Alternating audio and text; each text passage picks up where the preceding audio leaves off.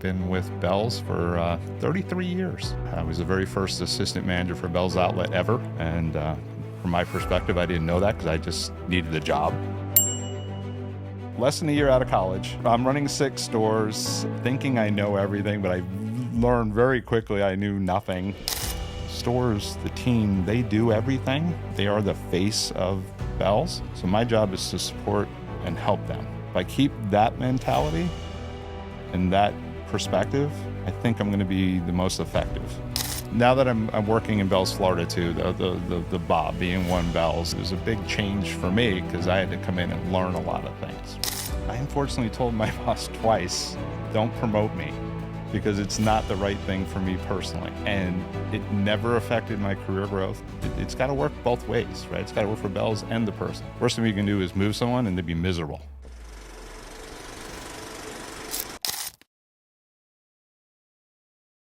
But the cool thing is the stores have been asking for more store podcasts. I saw that, and especially in the was the annual meeting when you were Right. the people typing in and asking questions. There was a lot of chatter about that. So, Right. hopefully I'll suffice, but we'll see. Yeah. You've got some. You've got a build up here. You've got some expectation on you to deliver after all these yeah, requests. I know they wanted it, right? Well, Right. hopefully it's what they wanted, but Yeah. But good. So why don't you start? Just introduce yourself, and we'll just start chatting. Oh, okay. Yeah. All right, well, I'll start with my name, Jerry Sweeney. I've been with Bealls for, just had my anniversary. I missed it. One of my fellow regionals emailed me and congratulated me on my anniversary, and I kind of forgot about it, but it was 33 years. Wow, nice. Yeah, it's been here a very long time. So for those of you who don't know me, I'm a regional director, been with the outlet side most of my career, and recently with Bob, I got to be part of Bealls, Florida, and that's been pretty new and exciting and things like that. So a lot going on, and I started thinking about where I've been in Bealls. I've always lived in Florida, started in Florida. Bealls moved me around quite a few times, but I've been in, my region is encompassed all the way from Texas to Florida to Virginia down, all the way through the Carolinas. So every few years, I always got realigned. So I've been most states that we're in, even though we keep growing, I haven't been in all of them, but for a while I used to travel quite a bit. So, Yeah, 33 years. So I just interviewed Dan Doyle as kind of a going away gift to him. I made him sit down in your chair and chat. So we had a good conversation. That'll probably come out right before this one. But 33 years. So 1992. Yeah. Yep. Okay. And so moving around that much and having all those different areas and moving with the company and being a regional out in the field and, picking up and moving your family, along with you. What has that been like for the last 33 years to be? Is it just kind of become a part of who you are and what you do, or is it challenging? Both, Yeah. right? It really is. It is who I am. And sometimes you start thinking about it, right, and going through. But you fall into routines as to what works with family. Early on, I was hired in as an assistant manager. Chris Collins likes to tell me I was the very first assistant manager for Bealls Outlet ever. And from my perspective, I didn't know that because I just needed the job, right? And got it. So worked my way through. But yeah, in the beginning, Bealls moved me quite a bit. I think I moved 4 times in less than 2 years, like physically picked up, moved type Wow. thing. At some point, Bealls moved me to St. Augustine, where I still live now. My wife and I loved it there, so that's when we really started raising our family and growing that way. And we also had a lot of her family moved from up north down to St. Augustine, so it became home. There were a few times Bealls asked me to move again, but I said, well, life changes. And once you start putting roots down, it's not as easy, right? So unfortunately, I had to turn down some opportunities. Could have been a regional a lot sooner than I was because they wanted me to move, but it just wasn't right. But what I loved about Bealls is they went understood, and it never affected me or my career because I ended up there anyway because luckily the job came to me, and then when I was able to take on other areas, it was just travel from St. Augustine, right? So as far as routines, yeah, I kind of settled into travel Tuesday through Thursday kind of thing, Okay. hit stores. But again, if there's something I need to do, if my wife or family says, hey, you need to be in town, I just schedule around it. So it works, right? So you fall into routine, you get used to it. To be honest, I love traveling. I love being in stores. I'd rather be in stores than in my office anyway. So that's where the people are. That's where the action is. And I don't know.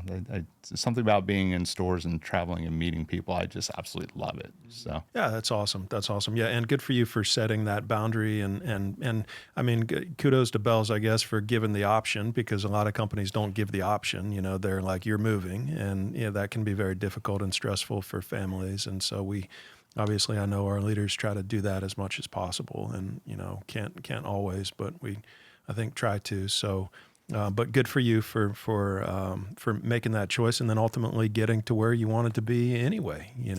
As a regional. And I like you said that, because this comes up every so often and say, hey, this isn't right for me personally now. And so I try to use that experience that I had with them and say, listen, I unfortunately told my boss twice, don't promote me because it's not the right thing for me personally. And it never affected my career growth. It never affected me. I never felt like it was held against me or anything like that. And I know I hear it a lot, saying they're worried because the company I used to be, if you turn down something, your career is over. I'm like, I'm telling you, no, if it's not right, it's not right, right? It's got to work both ways, right? It's got to work for Bealls and the person. Worst thing you can do is move someone and they'd be miserable. Right, right. And then neither one's getting what they want anyway, because you want that happy, good Exactly. person, and all of a sudden they're miserable at home. They're going to be miserable at work, and you just ruined a really good person, right? Right. So, And you're ruining the culture that'll kind of piece by piece too. 100%. Yeah. So well, good for you. Yeah, that's fantastic. So you mentioned the company that you were at prior. It's been a while, but where were you prior to Bealls? Yeah. It's funny walking in the building I'm in now. Ryan would just ask me, do you remember? I go, I haven't been in this building in a very long time. Okay. But it brought back a flood of memories. And I'll answer your question in a second, but this is where I actually interviewed for my job when I first started, way back when in '92, when Chris Collins hired me. Well, he didn't hire me yet. He goes, you have to interview with the president and the company to become an ASM. Okay. So I came here and met Paul Galizia, and interviewed with Paul. Got a neat little story I can tell you real quick. To be an assistant store manager. The assistant store manager, I had to meet with the president right out of college, right? Wow. Nervous can be ready, Yeah. right? And so, but I was working with Kmart all the way through college, high school, college. They actually offered me to go into the management training program, and I thought about it. I needed the job, like anyone in college they're going through. And one day a district manager walks in. I said, hi, I'm going to introduce myself. Maybe this is the career I want to go. I like this retail thing. It's not what I was planning on doing, but I kind of fell into it and kind of liked it and think I was pretty good at it. So the district manager came in, and I walked over and introduced myself. I said, hi, I'm Jerry. And he looks at me right in the face and goes, you're not the store manager, and walked away. Wow. And I went, don't want to work here. Right. So I kind of fell into Bealls. It was completely by accident. My sister had a job with Bealls all the way through college. Her and I had an apartment together. We paved our way through college and such. And she worked for Bealls department store at the time. And she was full-time, so she was getting her college paid, and I wasn't. And back in the day, we used to have applications by paper, right? So the store manager ordered the wrong one. He ordered a salaried one. And he goes, hey, maybe you want to apply at Bealls, and gave me the piece of paper. I filled it out. Chris Collins calls me. Paul Galizia interviews me. And 33 years later, I'm here. Perfect. Right. Perfect. So it was totally by accident. Someone ordered the wrong application, right? That I'm here. That's great. Another neat little story. Just told you the culture where I was at with Kmart and how much I love the culture at Bealls. People always say, why do you stay here? Well, when I was interviewing in this very building, walking down the hall, didn't know where I was going, just kind of meandering through trying to find this Paul Galizia person. Someone walks up to me and goes, "You need some help?" And I said, "Yeah, I'm trying to find Paul's Galizia's office." He says, "Yeah." It was your grandfather. He was retired, but I heard he liked to be here a lot. He was super nice, super sweet. And they went, "Do you know who that is?" I went, "No, he was just a nice gentleman who showed me how to get to Paul Galizia's office." And he goes, "His last name's Bell," to give you an idea. And a year later, I had to come back here for some meeting. And that was the only interaction I had with your grandfather. A year later, I'm walking the hall again. Evidently, he liked doing that. He sees me and goes, "Jerry, I met you last year." Wow. Can you imagine the culture of, "You're not the store manager, leave me alone," to the persons whose name on the building retired still remembered me from a year later and just went, "Jerry, right?" I mean, I was like, "Oh my." It's incredible. It's not incredible. Yeah. I wish I had that memory, but Yep. it just showed that I mattered, right? Even back then, even though I was brand new, didn't know what I was doing, trying to figure out this whole retail thing. And, but that was the culture, That's cool. and it Very cool. still is. It's a lot bigger, obviously, but I that means a lot to me, and I still want to keep that going, right? Wow, that's cool. Yeah. Thanks for sharing those two stories. Very powerful. Yeah. Yeah, for sure. So, yeah, I don't, I think he died in the year 2000, and he actually would have had his 110-year birthday about a week ago. Oh, wow. Yeah. So, he died when he was 85, but, yeah, incredible guy, Super nice man. for sure. Yeah. Yeah. I think I was 22 when he died. So, I remember him later in life more so than I do earlier in life, and he had some obviously health issues as he got closer to the time of death, but as my dad does now. But yeah, it's a special culture. Those are special guys for sure, and that's incredible about the memory because that's a gift. That is an absolute gift. You can try it that all you want, but if you're not blessed with that kind of a photographic memory, then there's no How he pulled that out is amazing to me. For sure. I'm terrible with names, and but Yeah. and to be honest, I think back every so often on that and go, "Wow, that made such an impact on me. Why can't I remember someone else's name?" Right? Sure. Yeah. Yeah. So Yeah, that's great. That's great.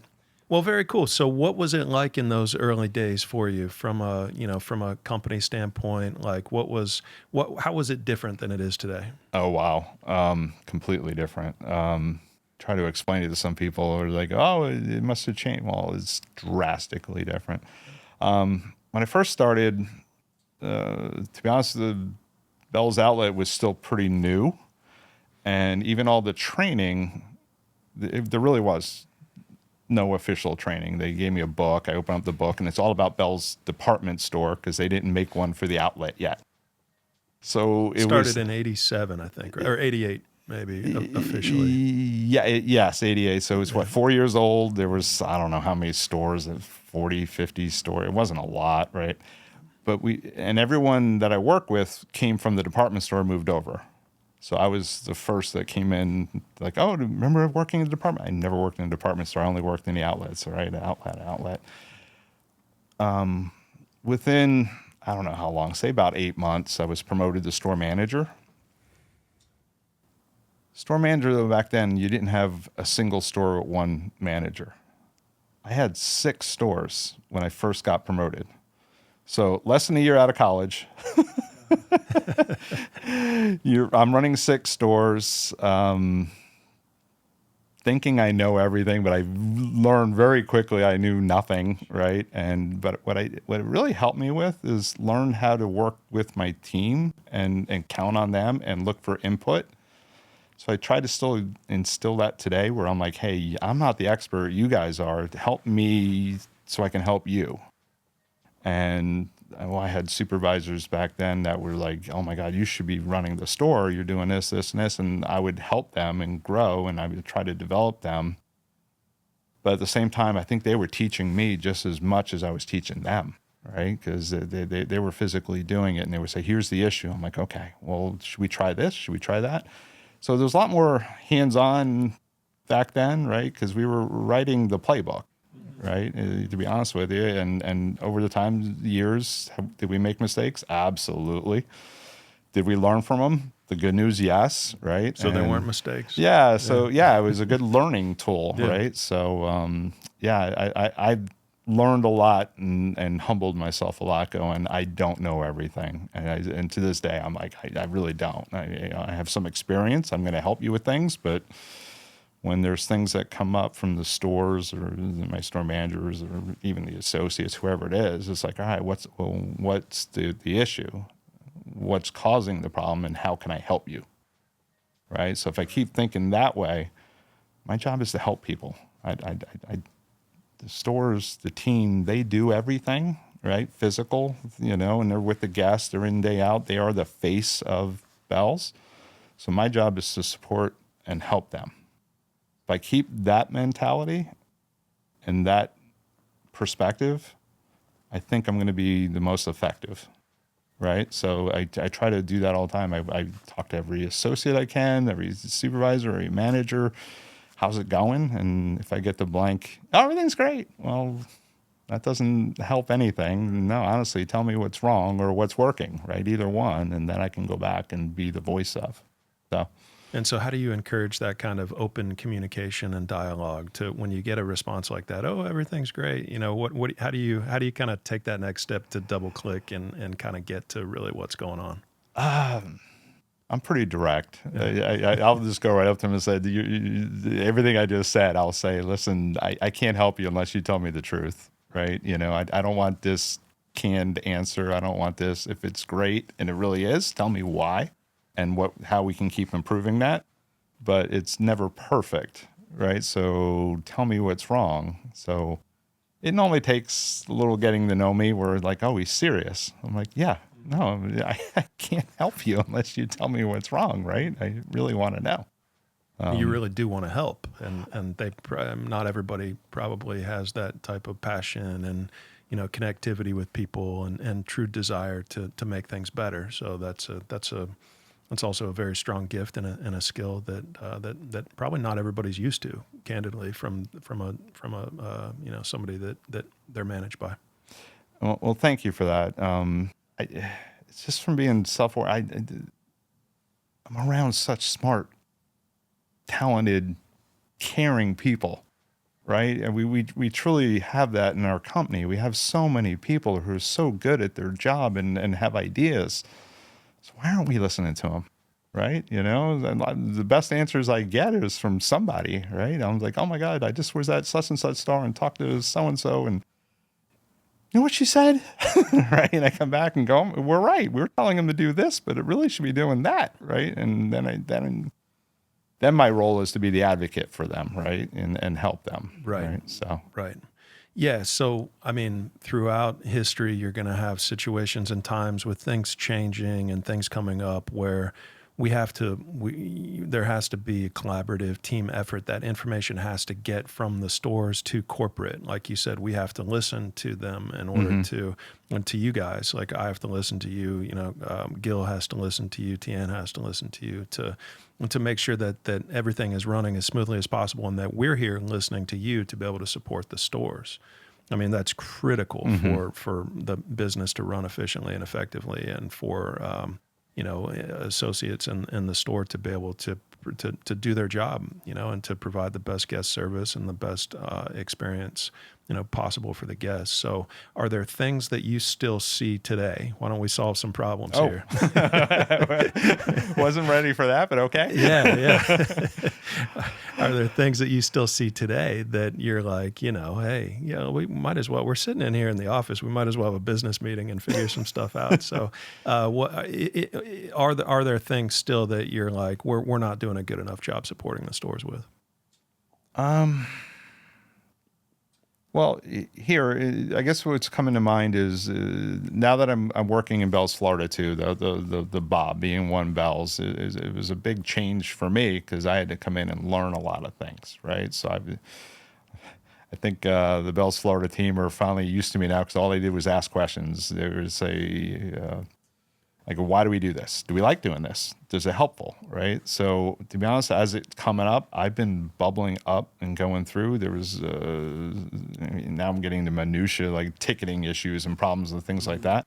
I just spent the day at the DC going through, kind of invited myself, and they were very cordial and took me around, and I brought up some things. And here's what I love about Bealls. To be honest, I didn't get any pushback, and they went through and said, well, what are the issues? And I said, well, there's some ticketing issues, there's some of this issues, and few little minor safety issues as far as, loading and different things. And I didn't get any pushback. They're like, okay, how can we help you?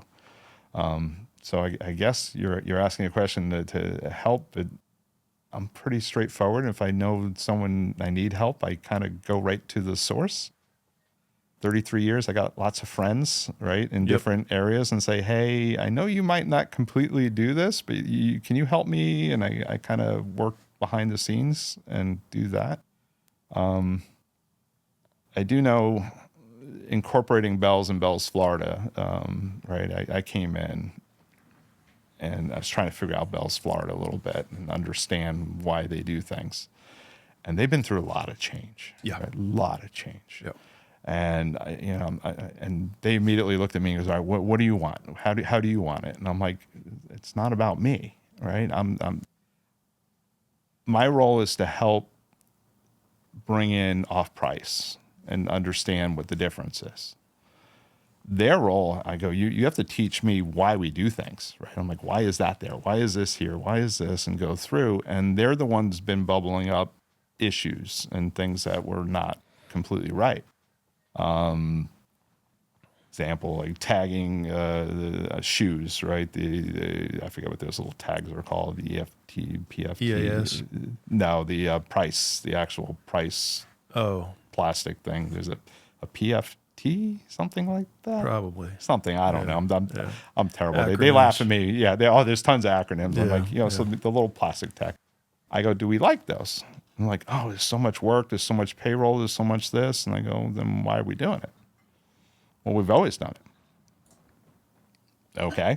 Again, why are we doing it? Right? So I got with some people at corporate and went through, and we don't do that anymore, by the way. It just went away because what we do is what we do in Bealls. We just put the tag on the shoe, and the guests pick it up, and they know the price, and they're good to go, right? I mean, we did a lot of work just because we've always done it that way. Right. So I know you wanted to answer and solve some issues, but none are coming to mind because, like I said, as they come up, You take care of them as they come up. I try. Yeah. I'm not. Yeah. There's always going to be issues, and throughout time, I'm sure for the last 32 years, this is your job. That's what you've been doing. Mm-hmm. So it's kind of like your checkoff list. If you had a big checkoff list right now, then you wouldn't be in this room. You'd be out there taking care of your list, right? So yeah, I get it, and I appreciate that. But just it sounds like that there has to be a direct line of communication between you and corporate, between you and the distribution center, between you and anywhere that we need to solve a problem to make things more efficiently. Mm-hmm. We've got to have that communication, especially in a time of change, and we're going through a time of change right now.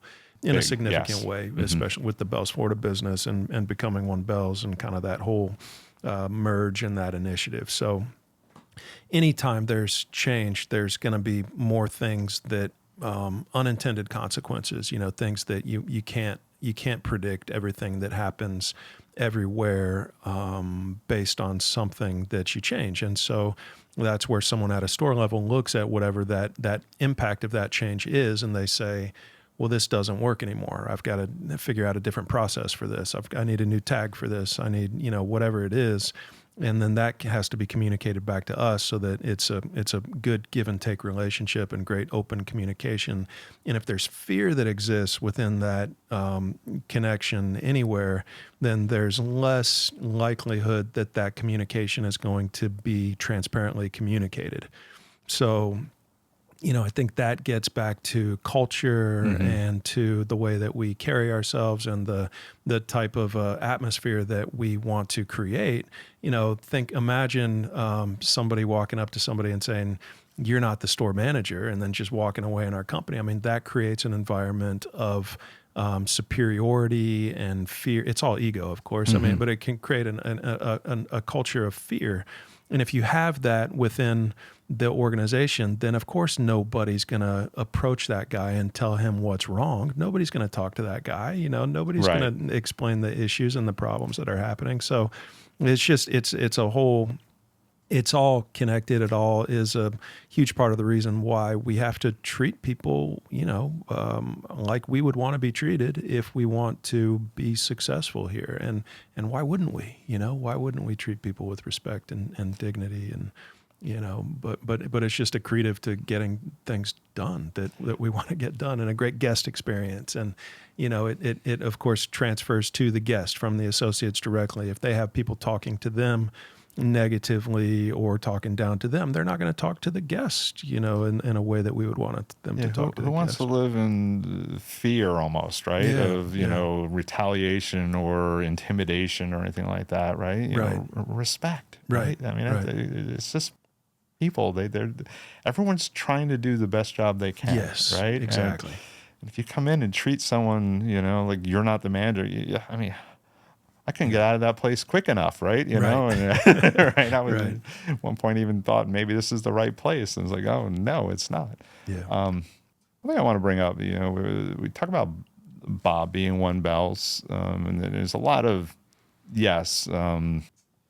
merchandising and different things, but bringing the people together, right? Because we when I first started with Bealls, even though it was department store and it was outlet, we were all still together back then, right? We went to meetings together. It was a smaller company, right? So you can do a lot of these things. Over time, it kept separating to the point where it was us and them, whichever way you look at it, right? Us, Right. them. It was always us, them. Right. And we lost something. And the biggest thing we lost was that connection with people. Yeah. So when we brought us back together, Bob, my DMs love it, right? My store managers love it. I'm like, hey, do you ever talk to the person next door? Well, no, let's go right now, right? And the talent part, right? There's ideas on both sides, and we're siloing that, right? There's so many efficiencies, buying, everything else, right? But the people side, there's efficiencies too. And sharing talent back and forth, oh my God, right? It's like, why didn't we ever do this? People can't go back in time, and I'm not living in the past by any means, but it's like, I wish we never did that, Right, right? But we did, but now we're rectifying it, right? We are now. Yeah. So I think there's great people on both sides, and For now sure. they get to know each other, learn. I just had my district meeting. I had all 8 of my DMs in one room, so it's 2 Bealls, Florida, and 6 Bealls. The interaction, I just sat back and watched. It was amazing, right? Just going, oh my God, you guys are awesome, right? The things that we're learning from each other. Now they want to travel together and learn each other's bit. And I can't encourage that enough. I'm like, this is awesome, right? Anything you guys can learn from each other, more so than me, go for it, That's right? great. Yeah. And then even we have some people like, well, I want to go over that. Absolutely, go back and forth. I don't care, right? We gotta share the talent, the ideas. We're only gonna get better. Right. Right. 100%. So, Yeah. No, well said. And thanks for bringing that up. It's a very important topic, and it's timely because it's happening now. It has been happening for a few years, with the merge kind of beginning, but it's definitely, we're feeling it more now. You observed it from a store standpoint more so than I did. I observed it over the last 20 years from a corporate standpoint and a buying standpoint. Right. And so seeing that from a corporate standpoint and it starts because you have 2 presidents of each division. That's really where the separation begins.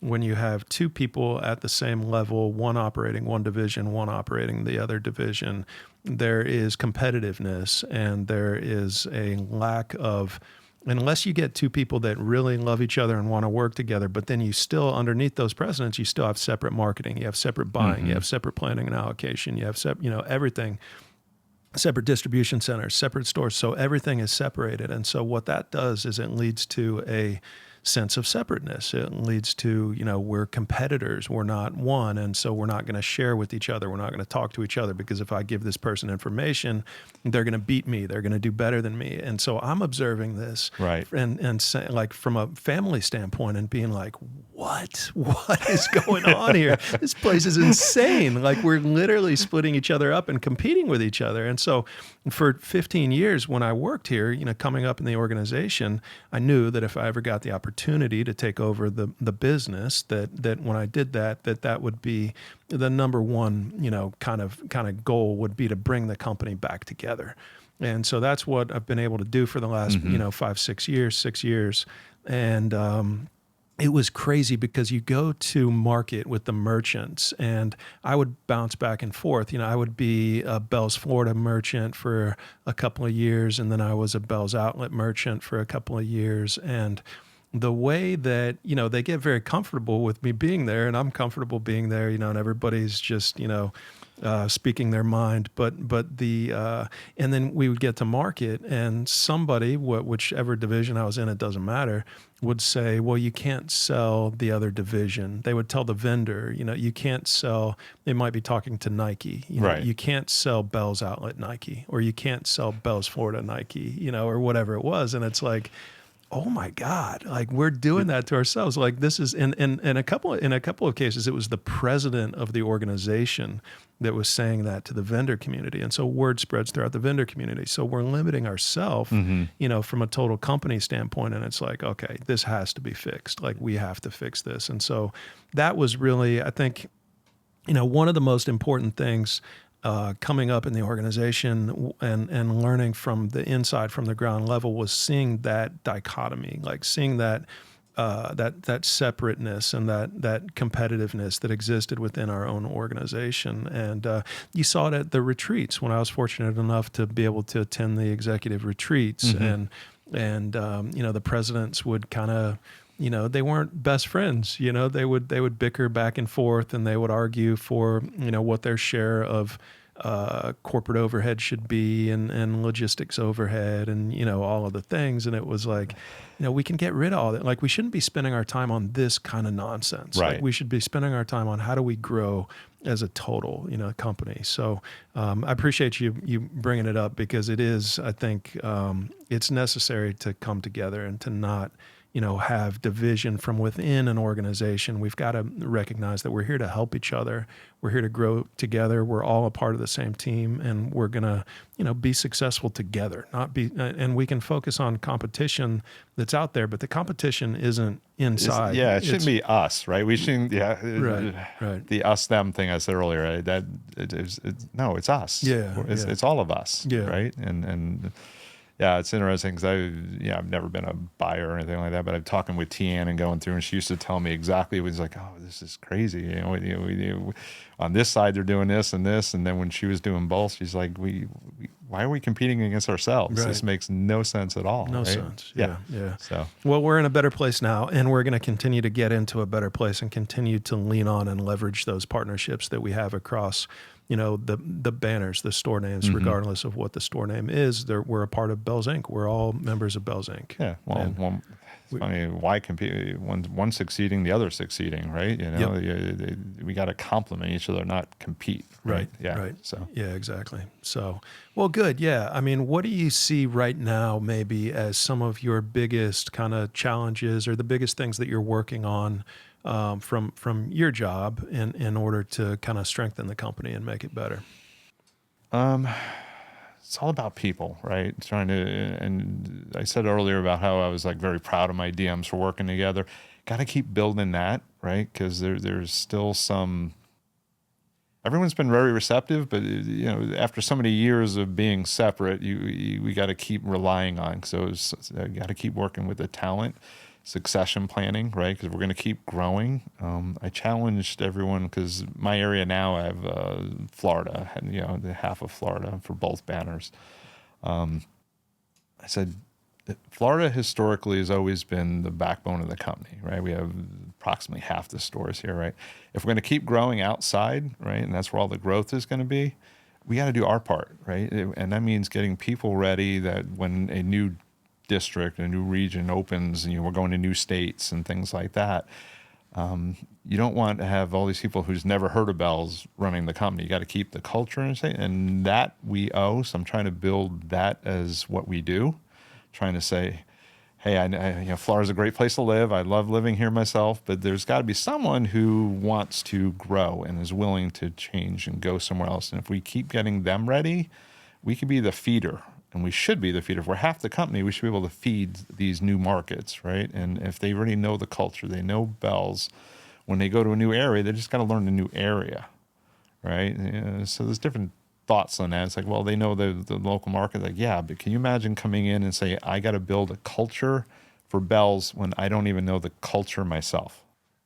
And that's hard, right? It can be done, but that's hard. So I think if we keep growing the people in succession planning, hopefully we're going to become the lifeblood of all the growth across the country, right? So that's something I've been challenging my team with, going, all right, succession planning, well, I have my people, well, don't be selfish, right? You got to, that's great. You're taking care of your area, and we want to keep doing that, but I want to keep growing, and we got to be the feeder, right? And just keep feeding the company, right? And I would love to call my peers and go, hey, I got someone who's ready, right? And I know you're opening stores in such and such area. If you don't have someone there, I'd like for you to talk to them, right? And if we keep doing that, then we don't lose something, right? My fear is if we open all these areas and then we talked about separating the culture between Bealls and the department store and outlet years ago. We can't have out of state, in state, or this, different. Right. It's got to be one company. And how do you do that? You have people who already know the culture, know it, and grow. I think those areas have done a great job. A lot of the district managers and the regionals understand the culture, so they're cultivating it. But I still got to do my part. Right? Just I'm in Florida doesn't mean I can stop looking at all that. So that's something I keep challenging. Look beyond your small area. Look at the bigger picture, right? I was just talking with the manager just this week, and she goes, I don't know if it's known, but we're going to be opening a store in Michigan. And she goes, what part? And I looked up the town. I'm not from there, so I had to figure out where the town was. And she, oh my God, I'm from there. And I go, all right, well, if you're interested. And she goes, I don't know, right? So I already immediately texted the regional out there and said, hey, I got someone who possibly is that's where she's from, that sort of thing. So, but that kind of thing, right? We got to keep looking, right? Am I going to lose a good manager? Yeah, but that's okay. Yeah. That's right. okay. That's okay. Yeah. Yeah. Yep. For sure. Well, good. Yeah, that's the right attitude for sure. What about challenges that you're facing now, and especially as we think about Florida specifically? Okay. There's external stuff, there's internal stuff, and you could certainly touch on both. But the hurricane situation, the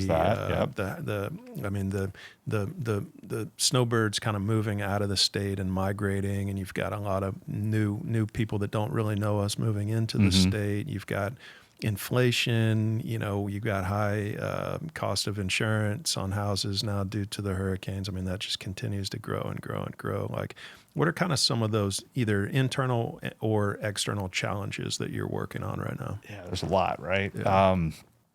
Florida went from like the easiest, right? Because we're from Florida, we know Florida, blah, blah, blah. But Florida's changed a lot. You just mentioned a lot of the things, right?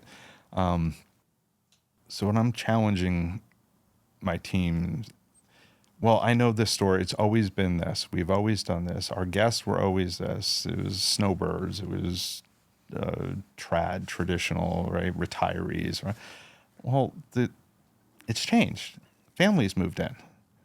Stop falling into what we've always done, what's worked, right? So a lot of the markets I took over this past year, not just Bealls, Florida, but even in Bealls, there was a realignment I went through, and I go, yeah, I remember I used to have this area 10 years ago.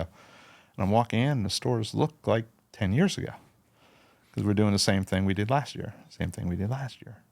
I said, well, tell me about the people.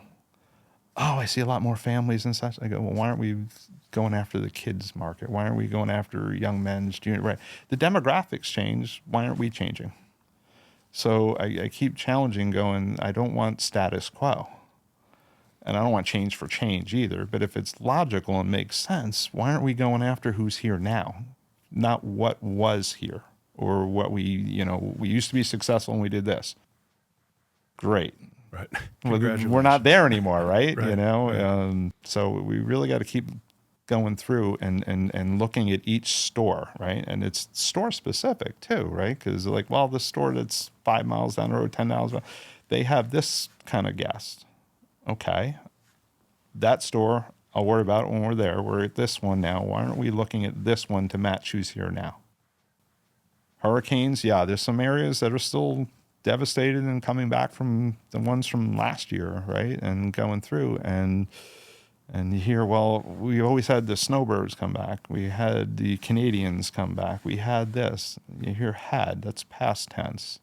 And so what do we have now? So if I keep challenging and saying, what do we have now? And are we going after what is here? We'll succeed. And here's the other thing. If we keep getting new people coming in and families is the growth, right? Because if you catch them all the way through, how many times your whole life you probably heard, I grew up on Bealls. I grew up on this. I used to come here with my mom, right, shopping for school clothes. If we don't keep going after families in years to come, we're going to lose that, right? So it's constantly evolving to what we have now. History's nice, but history doesn't go forward.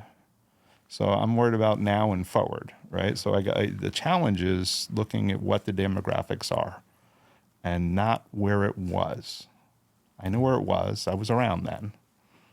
I worry about what is, right? And if you worry about that and start going after, so even it comes down to like even merchandising the store. It's like, well, why is this in the front? Why isn't this here? Why isn't? Well, it's always been there. Like, great. I don't care, right? You just told me there's all these families coming in. Why aren't we going after that? The people who love us, even if we move things around in the store, if you're thinking logical, the actual layout of the store, if it's moved somewhere else, they'll still find it. They're like, oh, it's back there now? Yeah, it's back there now, and we still have the same stuff. But someone who's new coming in, if we tailor it to them, they become repeat.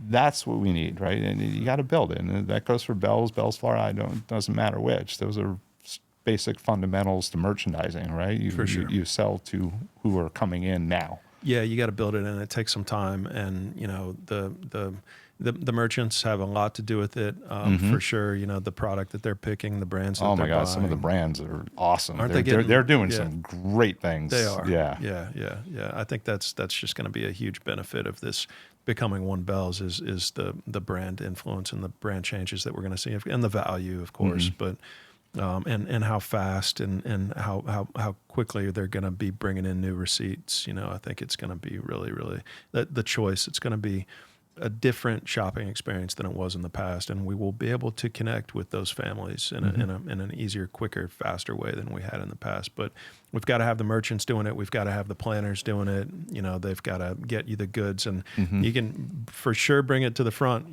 Bring it to the spot that it's going to be seen, and then it'll sell more, and then they'll be shipping you more of it, and it all works together. I have you sell it, you get it, you don't, you won't, right? Yeah. It's that simple, right? I mean, it's not simple at all, right? I get it, but explaining it to my team, I go, that's the answer. If you're selling it, you're going to get more of it. Yeah.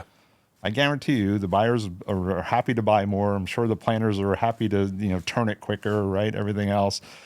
But we got to do our part, right? And if we, say, oh, look at all this great stuff. Why isn't it hidden in the back? Right.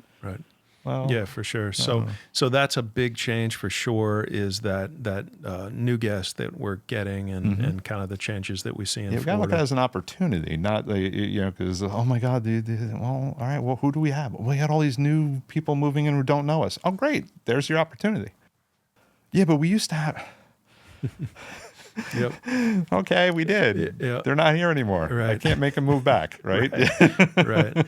Were your stores hit by the hurricane significantly? What was the last storm that your stores were impacted by? Last year, Milton and Helene. Thank you. Yeah, those were brutal. So, what was that like for you?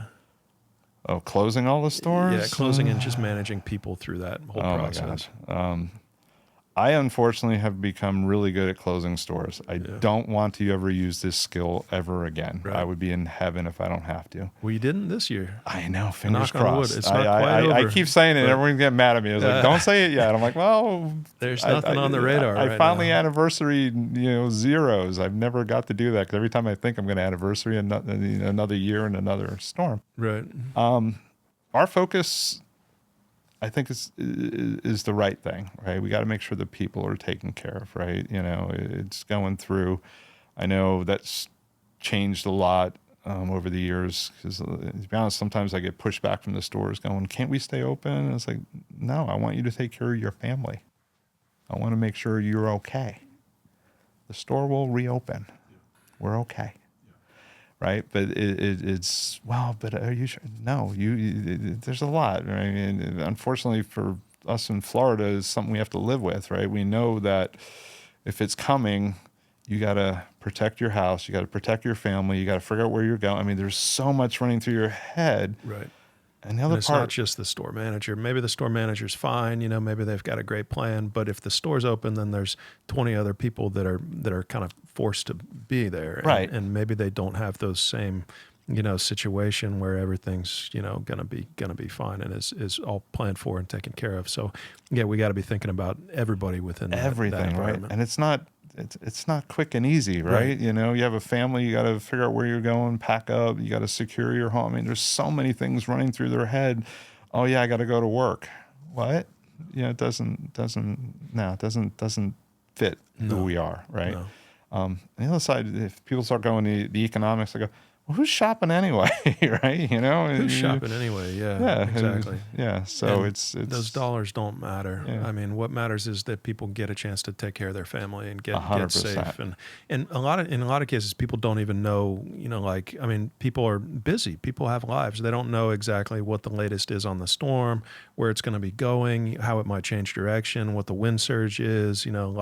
All of those factors kind of they play into these decisions. And if you're worried about work, you can't really understand how it's going to impact your local area. So you have to be given time to really prepare. And gosh, these storms can make last minute changes too, and turn in a way that's unexpected. And so to have people be able to follow that news and understand, how it's going to impact them to the best of their ability based on the forecast is just critical. It's just critical. And you don't see other retailers doing that. You see other retailers open until the last minute. Yeah. And it's like, what are you doing? Like, what are you doing, guys? It's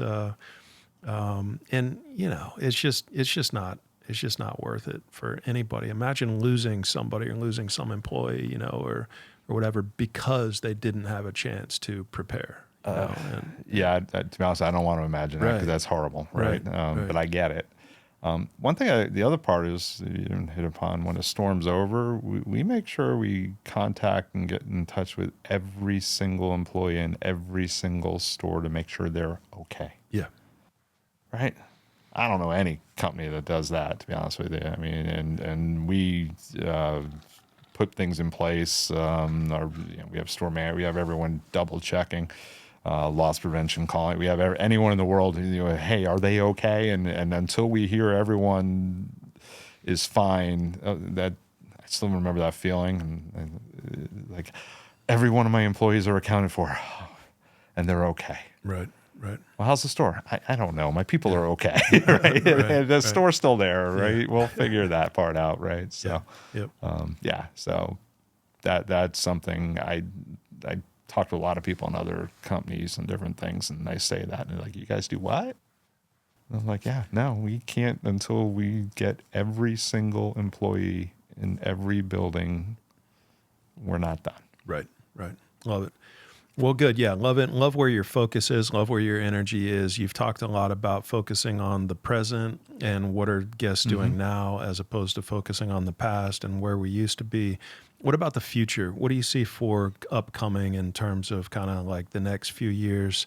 A lot of changes are going to be happening. AI is changing. That could change the unemployment situation, but just technology changing in general. What do you see in the next few years happening with retail from a change perspective? Um, wow, retail. AI is going to change everything. But physical stores, I only see it helpful, right? Coming up with better processes, giving, to be honest, it's like all these great things operations wise. There's a lot of things that it could be more efficient and things like that, where we're plowing through and trying to do it all ourselves. So it's a tool that I think we can use to our advantage. I know in the company they're talking about, and you would know more about this than I would, but like in distribution, oh my God, that's got to be so much better for them to have all that knowledge and go and trend analysis and everything else. So I think physical stores with AI are okay. The economy as a whole, is it going to change dramatically? How that's going to affect, right? Because I always believe technology creates, but also destroys, right? Because things that we always do are not needed anymore, right? And you can elaborate and go into really big detail what that is. And to be honest, a lot of it is we think we know, and until it happens, we won't don't know. know, right. We won't know. Right. So there's going to be changes as a global macro sense.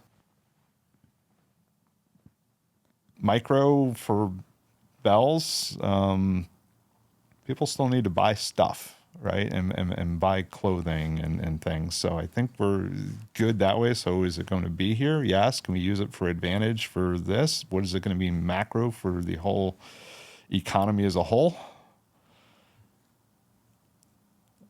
Excited? Scared? Everything, right? You can lump it all together, right? Because it's the unknown, right? Sure. I heard a lot of good things, but I've also, to be honest, until it happens and going through it, I don't think we even know what all the ramifications are yet. No, nobody does. Yeah. Yeah. So, yeah. So you're asking a question I don't know the answer to, No. but I don't think anyone knows. But it's good to keep asking, right? Right. And trying to figure out how to use it to advantage, right? And that's what we got to do. Like I said, even in operations, there's a lot of things we can be doing with it, right? Efficiencies and things like that, right? So, but the fundamental of what retail is, well, we sell stuff. People come in and buy stuff, right? Right. A machine can't do that. Yes, you can do online, but people can do online now, and it can change that way. Does it? It won't change the experience, right? And that's what we have. And if we keep building on what we're doing and have a pleasant, good experience, it's an event. I'm going out shopping. I'm going to do something, right? And that I don't see virtual ever taking away, right? You can't, right? You can virtually experience something, but it's not the same. So from a store level, I'm excited, right? I think there's some good things that we can use it for, right? I'm still trying to figure out how I can use it on my daily basis. Every so often I try something, oh my God, that helped, right? And trying to figure it out, but that's okay, right? As long as we keep using it and not afraid to use it, I think that's the big thing, right? Love that. Okay. Yeah, good. Yeah, it makes sense. And you mentioned experience, and of course, AI can't take over the human experience that we have in store with people meeting people and greeting people and interacting with people. That's, even when you get to a point where AI and robotics are combined in a more synergistic way than is possible today, you still can't replace a human-to-human experience, and that's always going to be a part of the store experience for people, for sure. And we're in value, we're at the value, and so that's something that has never changed. For thousands of years, but having the best value is, of course, like the primary thing of importance in society, and so we're right there, and we're right where we need to be positioned for the future, for sure. It is going to disrupt computer-based jobs, for sure, but that's less of a store concern. But I think globally, computer-based jobs are going to be disrupted by Right. AI, and AI is going to be able to process a ridiculous amount of data extraordinarily quickly and make incredible decisions. And I feel like we're at a point right now where people are kind of in this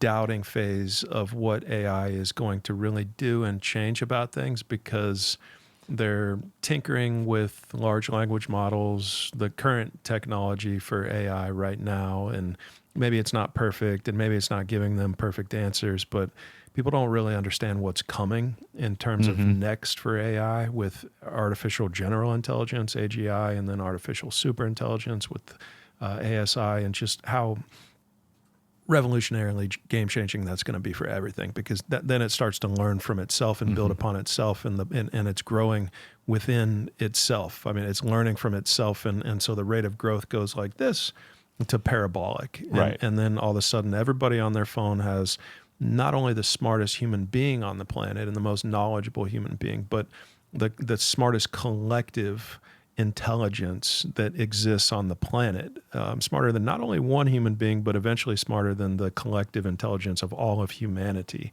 I mean, when we're talking about solving problems in mathematics and physics and medicine and disease, and that's all going to be able to be done within the next 20 years. And I think that's something that maybe a lot of people don't really understand yet, that's where we're headed, unless somebody hits some off switch, or, which, I mean, from a global perspective, you can't imagine us doing that, because it would involve every country deciding we're not going to pursue AI anymore. So, Right. I mean, we're heading to a point where it's the level of intelligence that we have from computers is mind-bogglingly impossible to imagine. Like, you can't even imagine what it's going to be able to do. So, systems, you mentioned distribution center, I mean, purchasing, allocation, like customer service. I mean, anything that you can imagine doing on a computer, you're not going to need companies like software companies anymore. You're not going to need those companies to exist. You're going to just be able to tell your agent to write me some software that connects my distribution center with my stores, with my buying center, and 5 seconds later, you're going to have the best software solution that's ever existed for your specific situation. Right. So it's wild, man. It's going to change a lot of stuff very, very quickly. And I think, in years, not weeks, of course, but I think we're going to start to progressively see the rate of change just go parabolic. And when you start thinking about what 10 years or 20 years looks like, it's completely different than it is today, and it's going to change a lot of things for a lot of people. So that's why we've got to keep talking about it. We've got to continue to be, understanding of what those changes are occurring, and kind of be on the forefront of that innovation, so that we're not, passed up by other retailers and our competition. And that's certainly what we're doing. So Yeah, no, 100%, right?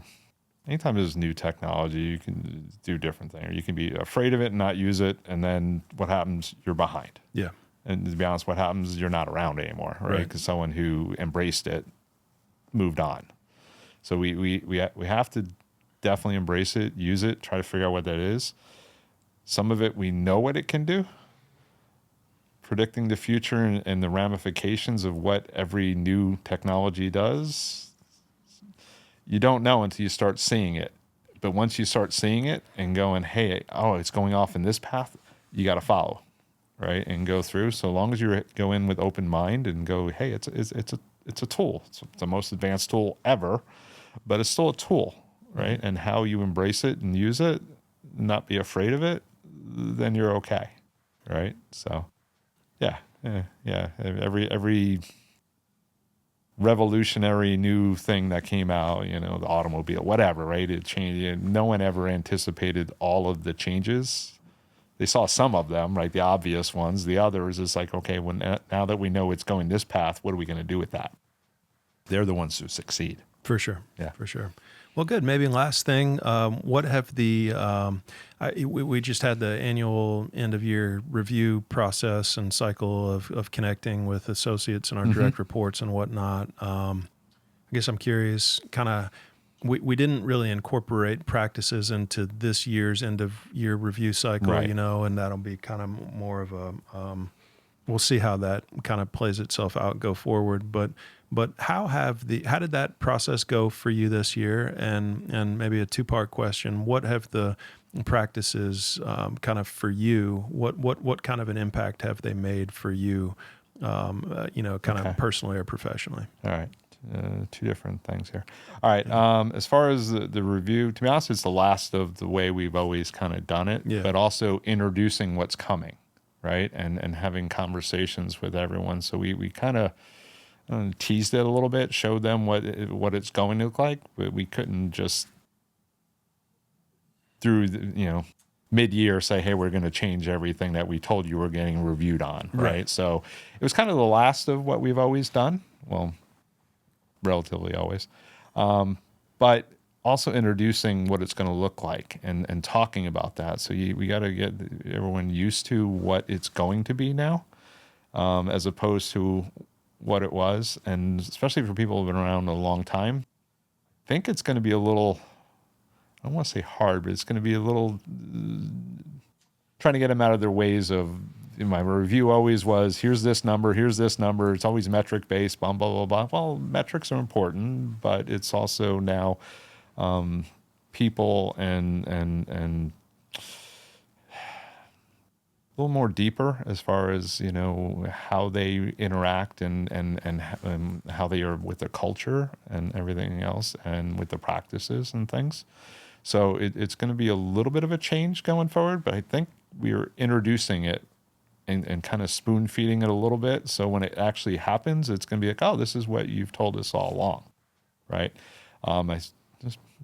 Do I anticipate some people still going, well, this metric, I did this, and it's like, oh, that's good. We are a business. We want to hit our metrics. We want to hit our goals and things like that. But it's how you get there, right? And that's the difference. Before it was the results. Now it's the journey, right? So it's a little bit different that way.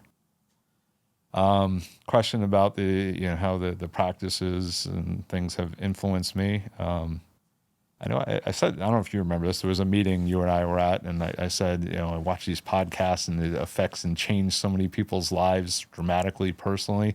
And I was still trying to get my head around how that happened. Well, you mean the original podcast that I did on the practices or on the values, or? No, it was actually a meeting where you were with the regionals talking, and I brought up and said from previous podcasts I watched, it affected people very personally on a deep level, and they changed. And I go, at that time I was still getting my head around it, I guess, and understanding. And I go, it affected me, but it hasn't affected me deeply like I heard, right?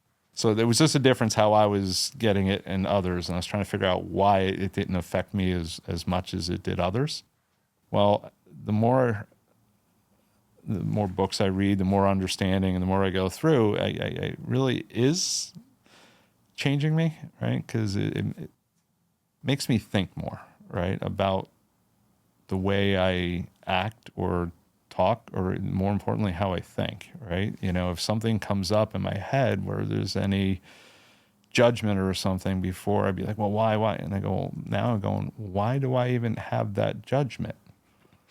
It's not why is, this person or that, or the actual thing. It's beyond, like, well, why do I care? Why do I feel that the way they look, dress, whatever it is that's causing something in my head, why am I even doing that? Right? As soon as I got to that point, I'm like, aha, I think I don't know. I get it. Yeah, I was like, this is important, right? Yeah. It's more of questioning me into why, right? The way they're acting, the wrestling, does it really affect me? Is it changing me? Is it hurting me? Is it doing it? No. So why do I in my head care? Right. And as soon as I started having that, I was like, aha, I think I'm onto something, right? And going through, and That's the more I think about it that way, right, and then start going, thoughts like that. One, I'm the only one who hears them. Two, it's why am I doing this, and why am I wasting so much time or caring, right? Let them be them, right? And that's okay. That's okay. Right? Love that. Yeah. So I think that's so it's a long way to go, but I think a lot of the things are starting to resonate more now. That's right? awesome. That's awesome. So yeah, and I mean, self-awareness is what you would call that, like becoming aware of the why behind, why you are, why you do some of the things that you do, why I do some of the things that I do. Is like becoming aware of that as opposed to just kind of, just doing it, Right. doing it without asking about it. And then once you become aware of it, you can kind of take it back to what is it about me that causes me to judge something that way, and judgment isn't bad, judgment isn't, a bad thing. We shouldn't avoid it, but just becoming aware when we do judge things, like what is it about me that's causing me to judge this thing? And that is that self-awareness now. And I'm sure as you've reflected upon some of the judgments, you've been like, oh, okay, well, maybe that came from this. And is that really something that I need to continue, or, am I going to be in a better place if I let go of that? Let go. Yeah. That's the big one. Just let it go. Yeah. You know? Yeah. Awesome. Yeah. Well, good for you. That's exciting. Good to hear it. Oh, thanks. Like I said, I'm not there by any means, but at least Nobody I'm, is. yeah. Yeah. Nobody is. And there is no there. Oh, okay. Well, Yeah. So, fair. Yeah.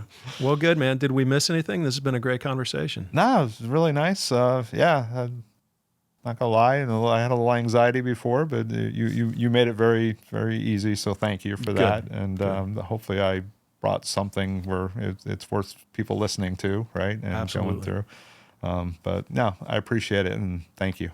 Good. No, I appreciate it too. Really enjoyed it. You definitely brought something that I think people will enjoy listening to this.